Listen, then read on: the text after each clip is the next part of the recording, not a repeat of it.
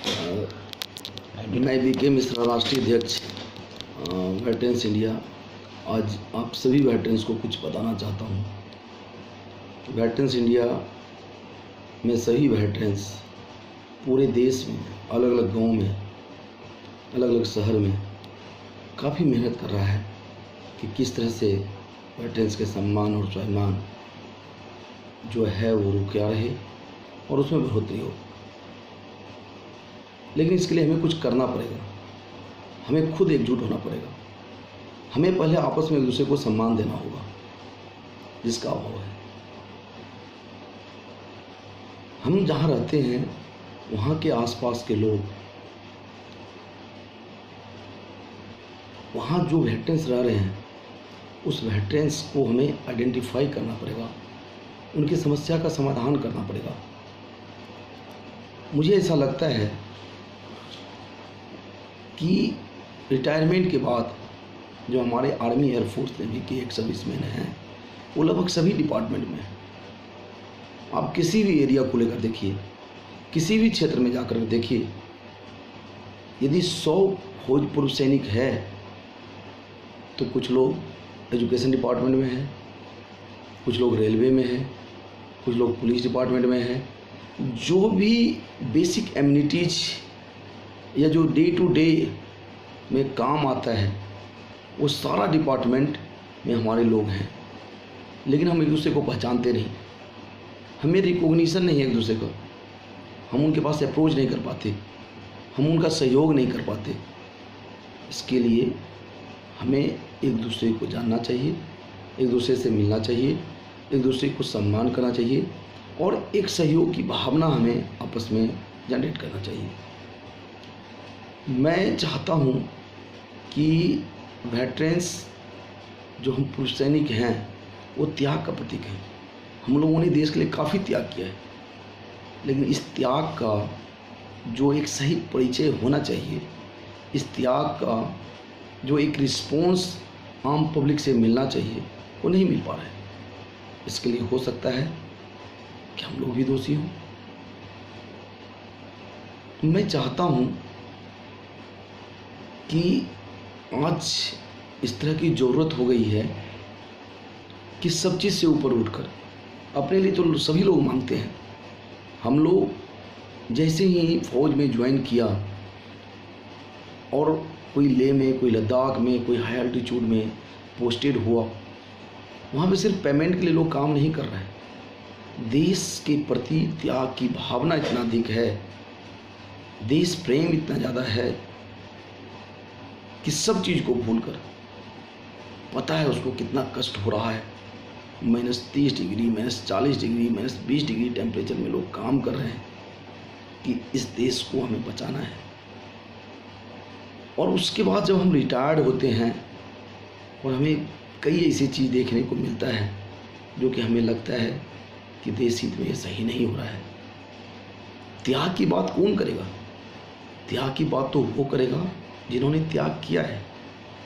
जिन्होंने त्याग किया नहीं, यदि वो त्याग की बात करता है तो क्या भारत की जनता उसको मानेगा, उसको सुनेगा, उस पर कुछ रिस्पॉन्स देगा? मुझे तो नहीं लगता। त्याग की बात करने का अधिकार उसी को है जिनके पास त्याग का सर्टिफिकेट है। और हम पुरुष सैनिक को किसी व्यक्ति विशेष का नहीं, भारत माता का 10 साल, 20 साल, 30 साल, 40 साल का सर्टिफिकेट है कि हम त्यागी हैं, हम ईमानदार हैं, हम देशभक्त हैं, हम कर्मठ हैं, हम कर्तव्यनिष्ठ हैं। और जब हम अपने एरिया में जाकर कोई बात रखते हैं तो आम पब्लिक बड़ी ध्यान से सुनता है और उसका रिस्पॉन्स भी देता है। तो आज मुझे ऐसा लगता है कि सबसे पहले जो एक पुरुष सैनिक का सम्मान हुआ करता था उसको रिस्टोर करना होगा। और उसके लिए हमें किसी से कुछ मांगने की ज़रूरत नहीं है। हम लोग के पास सब कुछ है, हम संपन्न हैं, सिर्फ आपसी तालमेल की ज़रूरत है।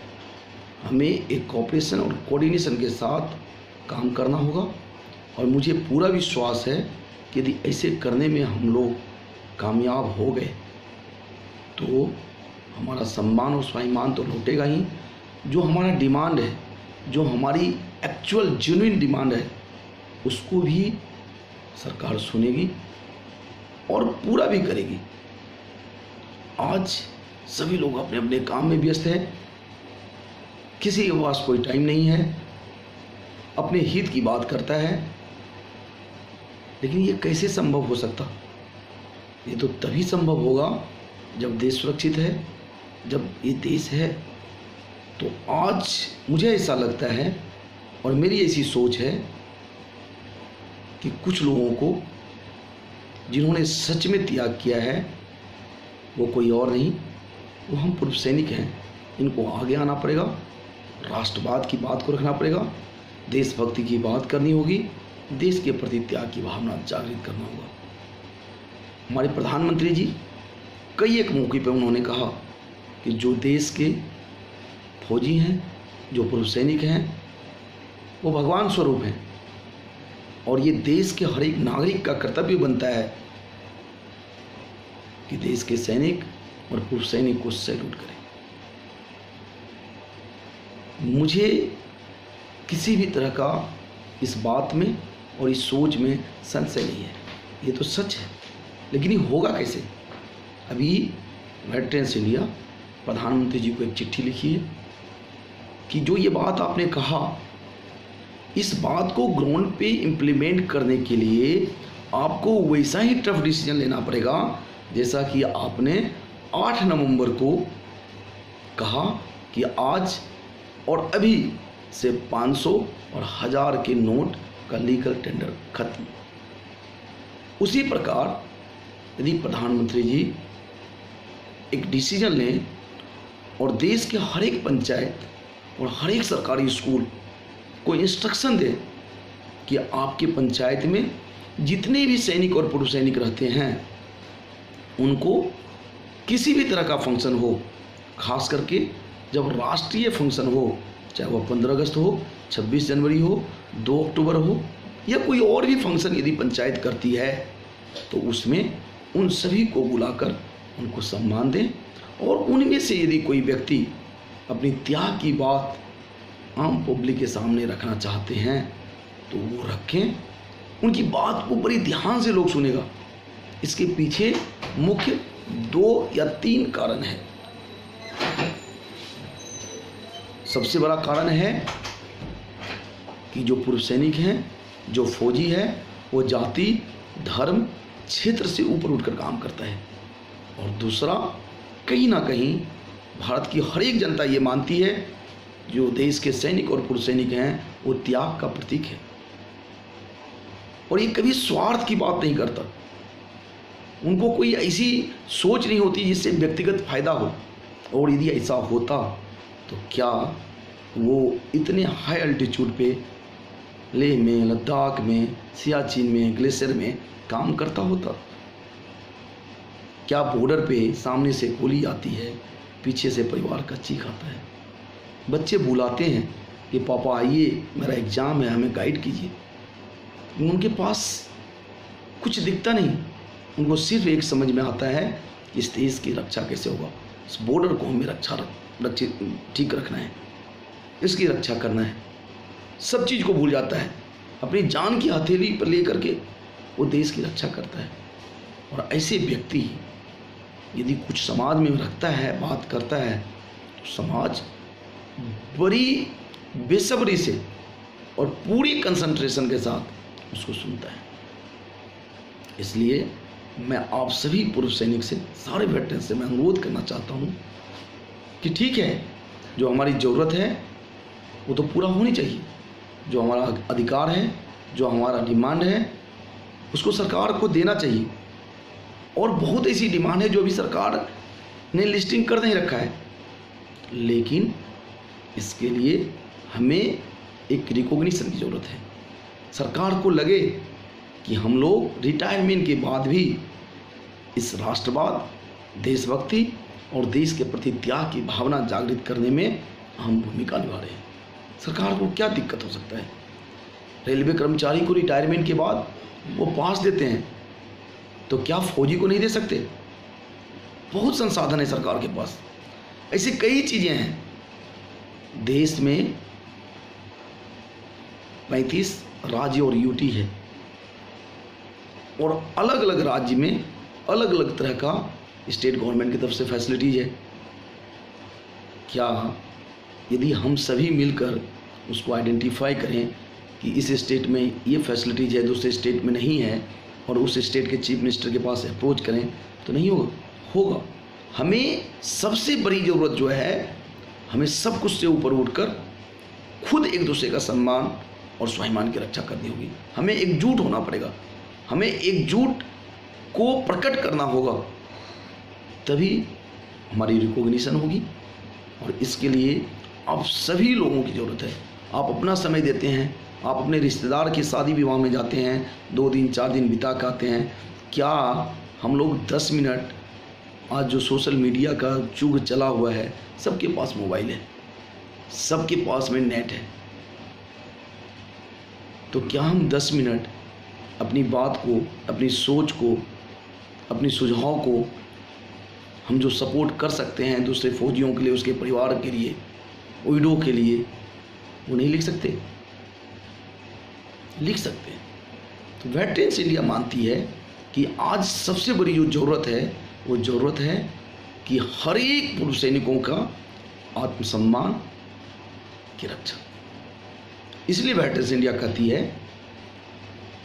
कि हमारे संगठन में इरेस्पेक्टिव ऑफ रैंक, सिपाही से जनरल तक सभी वेटरन हैं, सभी एक समान हैं, और आपका रैंक आपकी समाज सेवा तय करेगा। लोगों को क्या मतलब, यदि कोई अरबपति है, कोई जनरल है, कोई सिपाही है, या कोई कुछ भी है, व्यक्तिगत लाइफ से आम वेटरन को या उसके परिवार को क्या लेना देना? उनको तो उनके लिए, समाज के लिए, हमारे वेटरन्स सोसाइटी के लिए कौन कितना बढ़ चढ़ कर भाग लेता है, सहयोग करता है, वो उसका रैंक है। आप अन्ना हजारे को लीजिए, वो तो सिपाही थे, और कई जनरल, मैं नाम लेना नहीं चाहता, उनका आशीर्वाद से कई जनरल मंत्री भी बने। तो रिटायरमेंट के बाद हमें अपने आप को ना तो इन्फीरियर समझना चाहिए, ना तो सुपीरियर समझना चाहिए। हमारा परिचय हमारा समाज सेवा होगा, हमारा रैंक हमारा समाज सेवा होगा। हम समाज के लिए कितना उपयोगी हैं। अब मेरा ही उदाहरण लीजिए, मैं तो भारतीय वायु सेना में सार्जेंट था, मैं एक एक्स सार्जेंट हूँ, और वेटरन्स इंडिया में सभी लोग मिलकर हमें राष्ट्रीय अध्यक्ष बना रखा है। तो सार्जेंट या बीके मिश्रा को नहीं बना रखा है। हमारे काम को, हमारी सोच को, और हमारी जो समाज के प्रति, फौजियों के प्रति, उनके परिवार के प्रति जो हमारा त्याग है, जो हम काम करते हैं, हमारी जो आस्था है, हमारी जो संकल्प है, हमारी जो लगन है, उसके कारण आज हमें राष्ट्रीय अध्यक्ष बना रखा है, और मैं परफॉर्म कर रहा हूँ। और ऐसे देश में बहुत सारे लोग हैं जो कि अपने फौजियों के लिए, उनके परिवार के लिए, उनके हित के लिए काम कर रहे हैं। अब चूंकि वेटरन्स इंडिया एक बहुत बड़ी राष्ट्रीय संगठन बन चुकी है, जिसकी ब्रांच लगभग भारत के हर एक विधानसभा तक पहुंच चुकी है। कई लोग को लगता है कि संगठन का ब्रांच लोकसभा और विधानसभा में क्यों, डिस्ट्रिक्ट और ब्लॉक में क्यों नहीं? तो मैं आपको बताना चाहता हूं कि भारत में कोई भी कानून राष्ट्रीय स्तर पे लोकसभा में बनता है और राज्य स्तर पे विधानसभा में बनता है। और यदि आपको लगता है कि देश के हित के लिए या फौजियों के हित के लिए, उनके परिवार के हित के लिए किसी कानून को बनवाना है, तो आपको या तो विधायक को पकड़ना होगा या तो लोकसभा सदस्यों को पकड़ना होगा। और विधायक उसी जनता का बात सुनेगा जो उनके विधानसभा क्षेत्र में है। यदि दूसरे विधानसभा का पूर्व सैनिक किसी दूसरे विधायक को जाके कुछ बोलता है तो क्यों सुनेगा? आपको पता है कि जितने पॉलिटिशियन हैं वो तो वोट बैंक की राजनीति करते हैं, उनको तो वोट बैंक से लेना देना है, उनको आपसे क्या लेना देना। हाँ, यदि मान लीजिए मैं दिल्ली का उदाहरण देता हूँ, यहाँ पे टोटल 70 विधानसभा है और 70 विधानसभा में कोई ऐसी विधानसभा नहीं जहाँ कम से कम 500 पूर्व सैनिक नहीं हो, और उसके परिवार को जोड़ दीजिए तो 2000 हो गया। अब 2000 में यदि 200 लोग भी हर एक विधानसभा सदस्य को अपने अपने रिस्पेक्टिव विधानसभा में जाके घेर लेता है और कोई समस्या बताता है, तो 70 में से कोई ना कोई एक विधायक तो जरूर सुनेगा। और वो विधायक यदि विधानसभा में उस बात को उठाता है तो 70 के 70 विधायक को ऐसा लगेगा कि मेरे पास भी सेम समस्या को लेकर सारे फौजी और उनके परिवार आया था, और उनका समर्थन स्वाभाविक है और वो कानून का रूप लेगा। तो विधानसभा सेम इसी तरह से लोकसभा में जो हमने संगठन तैयार किया है, इसका मकसद यही है। हम कोई राजनीति के लिए वेटरन्स इंडिया नहीं है। वेटरन्स इंडिया प्रैक्टिकल रूप में गांव से लेके शहर तक हर एक फौजी, हर एक भूतपूर्व सैनिक, हर एक उनके परिवार के सदस्यगण को सही रूप में सहयोग करना चाहती है। हम कितना भी भाषण दे दें, हम कुछ भी लिख दें, उससे कुछ नहीं होता। काम जिसको करना है, जो अथॉरिटी है, वो तभी करेगी जब आपका एक रिकॉग्निशन होगा। तो सबसे पहला काम जो वेटरन्स इंडिया कर रही है वो ये कर रही है कि हमें रिकॉग्निशन कैसे मिले, इसके लिए दिन रात हमारे वेटरन्स इंडिया के सदस्यगण काम कर रहे हैं, गाँव गाँव में जाके काम कर रहे हैं। और इसी सोच के लिए कि हो सकता है कुछ व्यक्तियों में कुछ हमारे वेटरन्स पूर्व सैनिक हों जिनको कि हमारी जो ऑब्जेक्टिव है नेशनलिज्म और पैट्रोटिज्म, खैर आप सभी समझदार हैं, आपको पता है कि नेशनलिज्म एंड पैट्रोटिज्म का परिभाषा कितना व्यापक है। इसको हम सीमित नहीं कर सकते, इसमें सारा चीज आ जाता है, इसमें हमारा भी वेलफेयर है। नेशनलिज्म राष्ट्रवाद, वो सारा चीज जो राष्ट्रहित में हो, और उसमें सबसे पहला क्या है, राष्ट्र की सुरक्षा, और हम लोग राष्ट्र की सुरक्षा करते हैं। तो हम लोग छोटे सोच से कोई भी चीज को नहीं लें।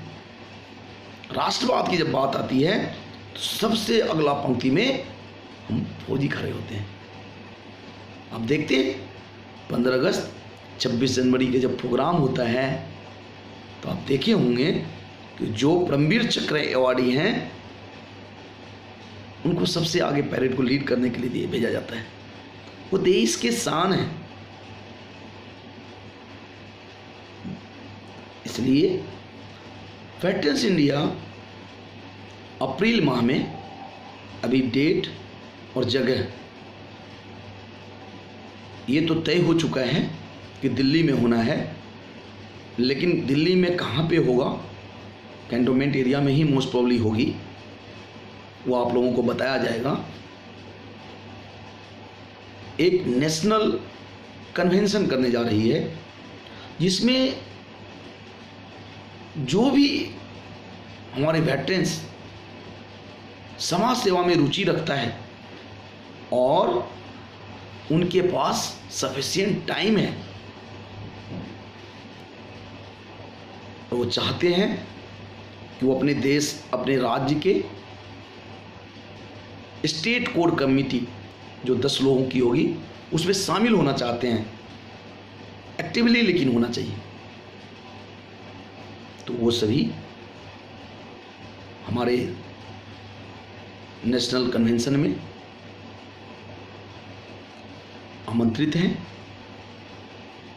और मुझे ऐसा लगता है और पूरा विश्वास है कि चूंकि ये राष्ट्रीय लेवल का है और सभी 35 स्टेट और यूटीज से 10-10 कोर कमेटी सदस्य आ रहे हैं और ये सारे वेटरन्स हैं, तो इसमें हम प्रधानमंत्री जी को भी बुलाने का पूरा प्रयास करेंगे, वो भी शायद शामिल होंगे, रक्षा मंत्री भी शामिल होंगे, हमारे तीनों परमवीर चक्र जो जीवित हैं विजेता वो भी शामिल होंगे।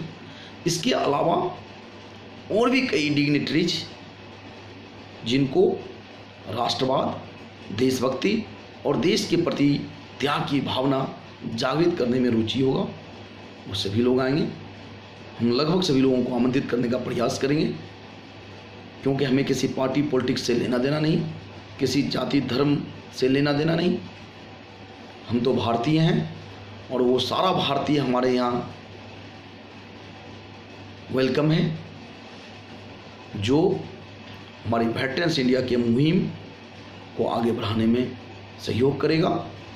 इसलिए मैं आप लोगों से अनुरोध करता हूं कि आप लोग जो भी इंटरेस्टेड वेटरन्स हैं, first come first serve basis पे जो भी 10 लोग पहले किसी भी स्टेट से नाम देना चाहते हैं आप दे दें।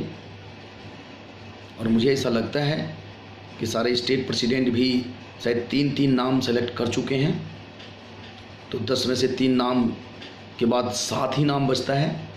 तो जो भी पहले लोग देंगे हम उनको बुलाएंगे और उनकी सारी व्यवस्था होगी।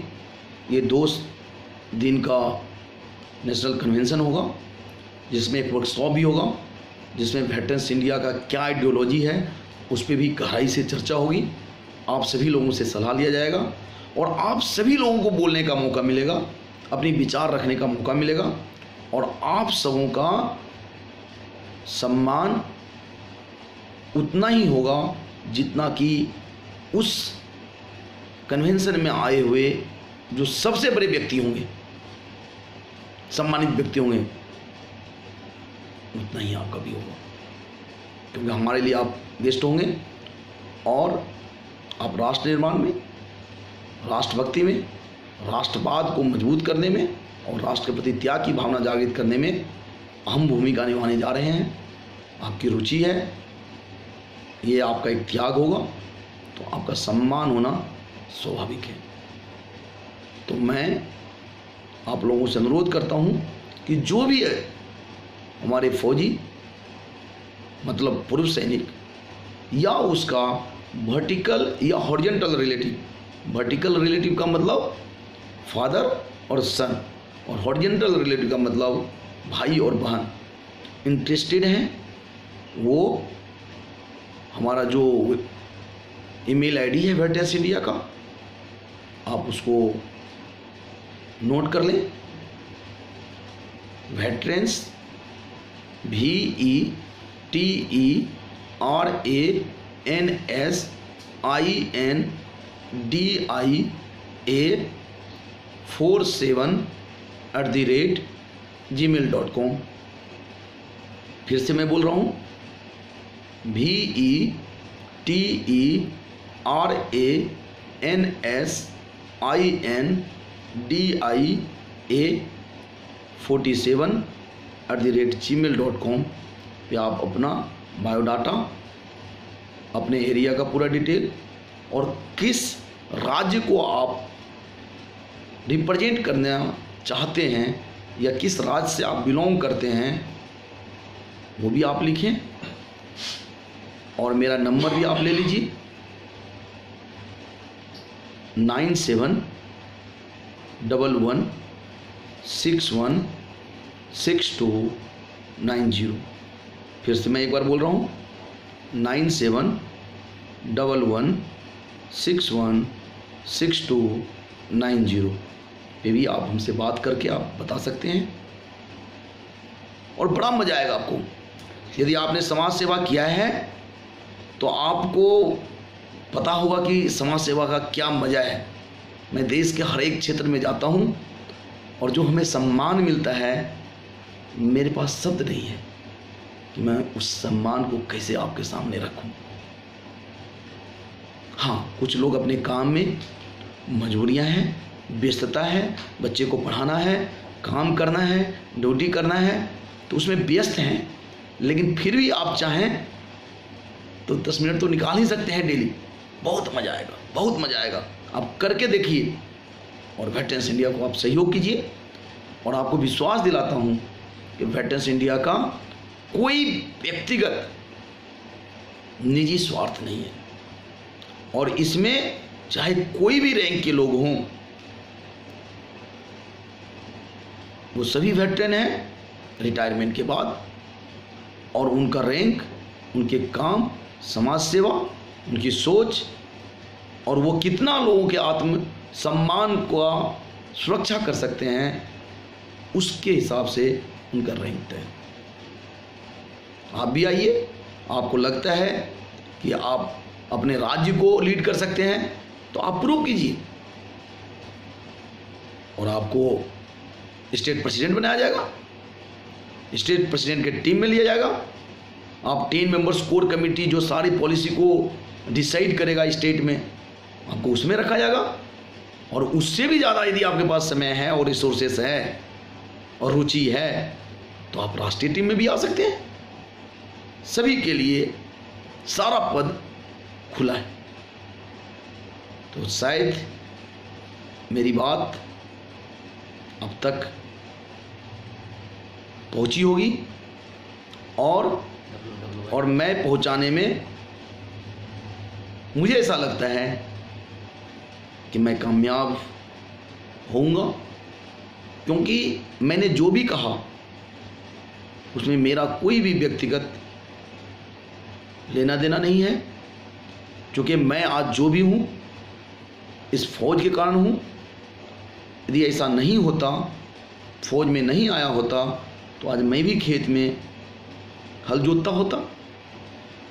मैंने अपनी जीवन बड़ी गरीबी से शुरुआत किया, और आज यदि यहाँ पहुँचा हूँ तो मैं पूरा इसका श्रेय फौज को देता हूँ, अपने उस सारे दोस्तों को देता हूँ जिन्होंने हमें कई तरह से सहयोग किया, और आप सभी को देता हूँ कि इस फौज को, माहौल को बनाने में जो आपका योगदान रहा है, आज उसका नतीजा है कि एक अदना सा व्यक्ति एक गरीब परिवार से उठकर राष्ट्रीय लेवल पर वेटरन्स इंडिया का प्रेसिडेंट है। इसलिए मैं आप लोगों से एक बार पुनः आग्रह करता हूँ, अपील करता हूँ कि जो हमारी नेशनल मीट है, क्योंकि हमें भी उसमें पूरा प्रोग्राम बनाना है, व्यवस्था करना है, तो आप अपना नाम भेजें। और साथ ही साथ यदि आपको लगता है कि ये हमारी बात सोशल मीडिया के माध्यम से किसी पूर्व सैनिक के पास नहीं पहुंच पा रहा है और वो बहुत ही सामाजिक व्यक्ति है, तो आप उनका भी नाम हमें एडवाइस कर सकते हैं। और आपको मैं एक चीज़ और बताना चाहता हूँ कि समाज सेवा के लिए जो 2 प्रमुख चीज़ हैं, एक संसाधन और दूसरा समय, और इन दोनों से बढ़कर जो सबसे बड़ा चीज़ है वो है इंटरेस्ट। तो आप समझ सकते हैं कि यदि किसी के पास समय है और वो किसी कारण से, चाहे कोई मान लीजिए केरला में रहता है, कोई असम में रहता है, कोई त्रिपुरा में रहता है, और वो आना चाहता है लेकिन वो आने जाने का किराया का खर्च नहीं उठा सकता है, तो वो बताएं। हमारे बहुत सारे वेटरन्स ऐसे हैं जो पैसे से बहुत सामर्थ्यवान हैं लेकिन उनके पास समय नहीं है। तो किसी का पैसा, किसी का समय, और जब दोनों को मिलाएंगे तो हम संपूर्ण हो जाएंगे और हमारी समस्या का समाधान हो जाएगा। तो मैं एक सार्जेंट हूँ, आप हमारी बात पर थोड़ा विश्वास रखिए और इस देश के बढ़ोतरी के लिए, विकास के लिए, मजबूती के लिए, राष्ट्रवाद के लिए, देश प्रेम के लिए और देश के प्रति त्याग की भावना जागृत करने के लिए हम लोग डिजर्व करते हैं। आप आगे आइए और हमें आना भी चाहिए। ये नैतिकता है, ये हमारा धर्म है, ये हमारा कर्तव्य है। और मुझे पूरा विश्वास है कि जिस तरह से इतिहास में हमारा नाम रहा है, पूर्व सैनिकों का नाम रहा है, आगे भी रहेगा, और इसका पूरा पूरा श्रेय आप सभी लोगों को जाएगा। जय हिंद, जय भारत, वेटरन्स इंडिया, और आप सभी को सलाम। Thank you.